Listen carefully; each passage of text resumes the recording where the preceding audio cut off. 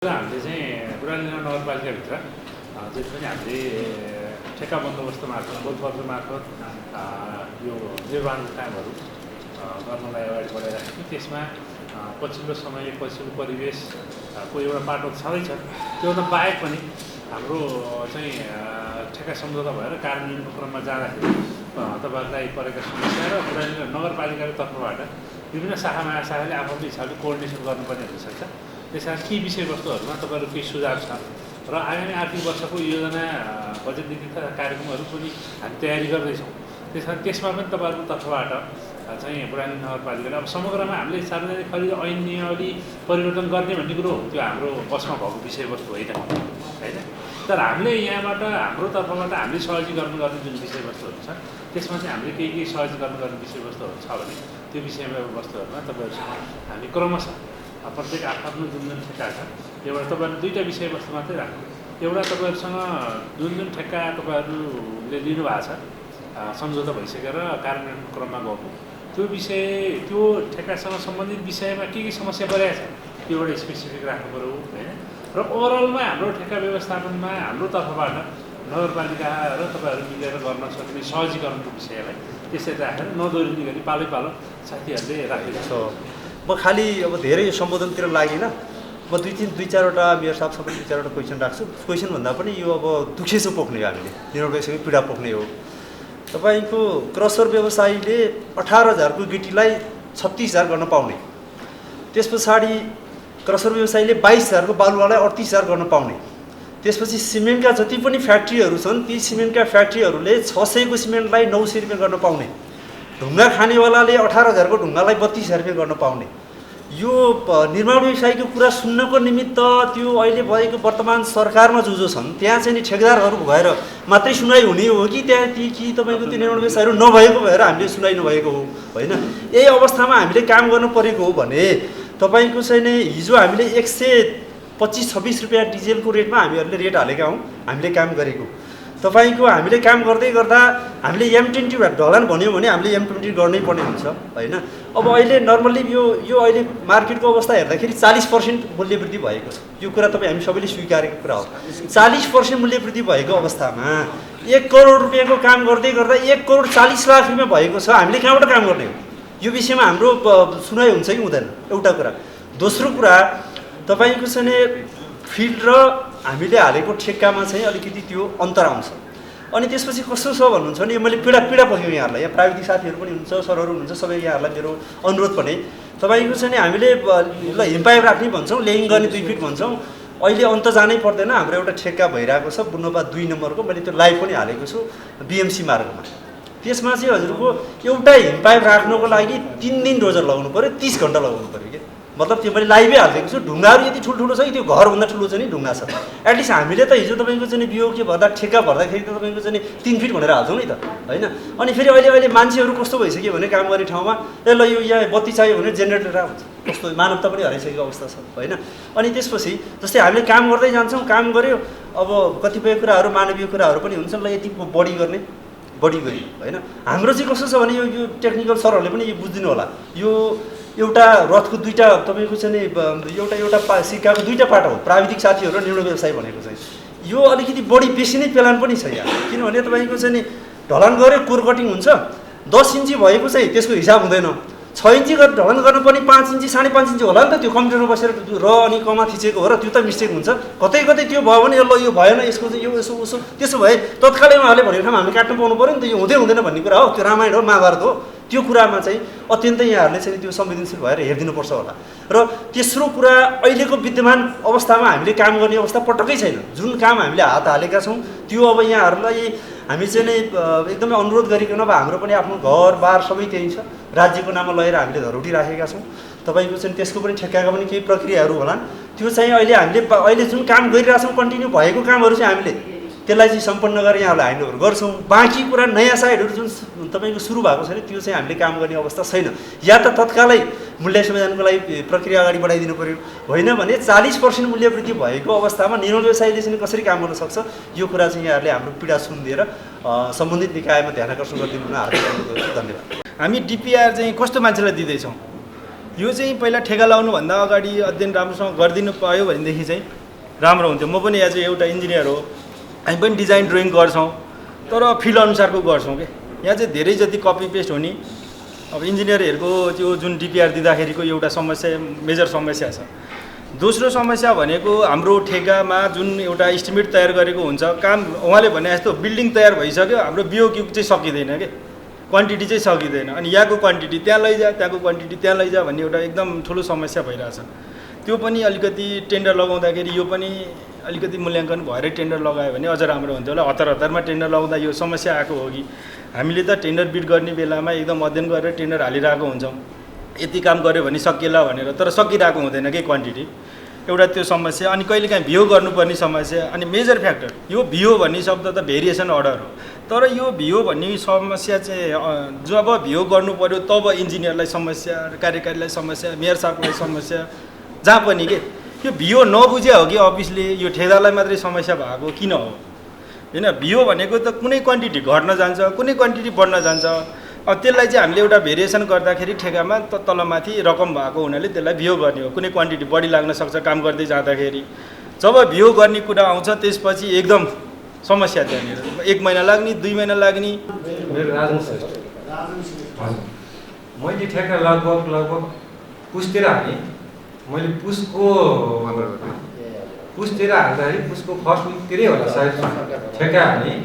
यसको तपाईँको भ्यालुएसन भएर कार्यदेश दिनलाई फागुनको लास्टतिर हाल्यो है। जब कि फागुनमा अब चुनावमै भइसक्यो। अब काम गर्ने कतिखेर भन्दाखेरि चुनावपछि। अब चुनावपछि काम गर्ने बेला फेरि अर्को यो अहिलेको वार यताउति गर्दाखेरि अहिले काममा सबैलाई थाहा छ हामी मार्गमा बढ्नु। यो ठेक्का चाहिँ लगभग हालेको 15 दिनमा नि हामीलाई कार्यदेश दिने गरेर काम गर्न सक्ने कि नसक्ने होइन।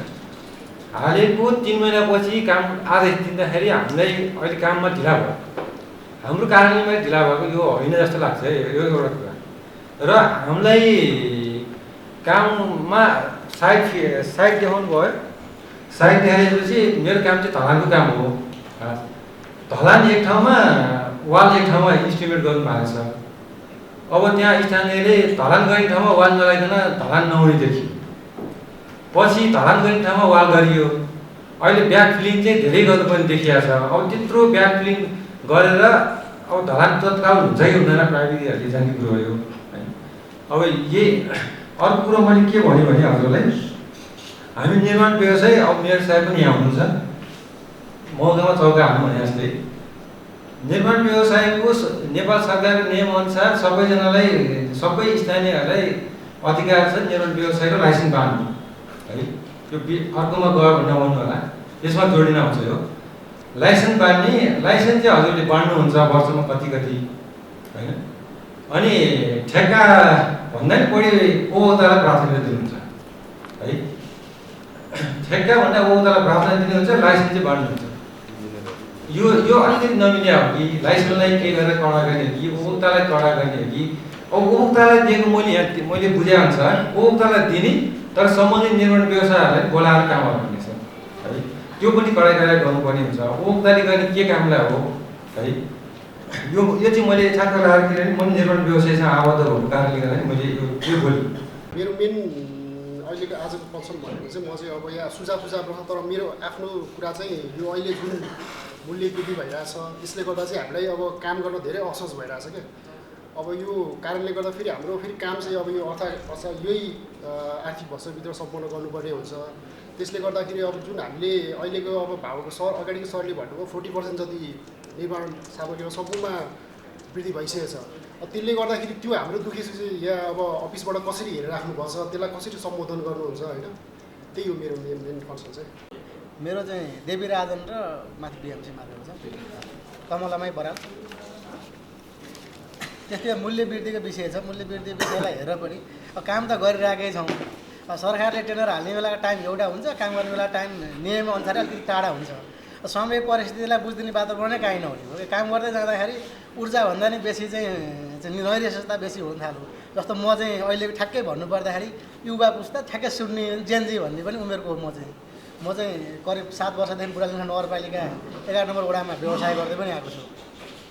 ठ्याक्कै हामीलाई सहजीकरण हुने वातावरण चाहिँ कानुनी बाटो पनि राखेर व्यवहारिक बाटो पनि सँगसँगै भइदियो भने काम गर्न सजिलो हुन्छ भन्ने कुरा एउटा। अब अरू कुरो हुन त विषयवस्तु अलिकति बाहिरको पनि होला, सधैँ भोग्दै आएको एउटा कुरा चाहिँ मैले भन्न चाहेँ। जस्तो फाइलको विषय छ, फाइल चाहिँ अलिकति चाँडो भइदियो भनेदेखि नगरपालिका पेस गर्दै गर्दा अलिकति चाँडो सर्दियो भने सजिलो हुन्थ्यो जस्तो चाहिँ मलाई व्यक्तिगत लागेको गुनासो हो। हुन त यो बाटोभन्दा बाहिर पऱ्यो हजुर।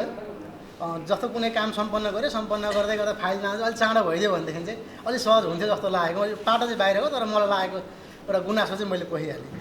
मेरो 2वटा ठेक्का छ यहाँ चाहिँ, एउटा बालकुमारी स्कुल, एउटा इटालिटार रोड।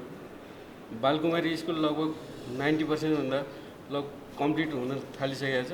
इटालिटारको रोडको अलिकति सम्झौता भइसकेपछि केही बिचमा चाहिँ समस्या आयो, अवरोधहरू आएको हुनाले सुरु गर्न सकिएन।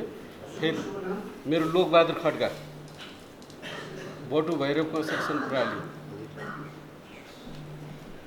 अलिकति त्यो साइट उपलब्ध नभएर समस्या समाधान नभएर ढिलाइ भयो। त्यसपछि सुरुवात गर्दाखेरि अहिले चाहिँ यो आर्थिक मन्दीको समस्यामा पनि यसमा पनि मार्नु पर्यो।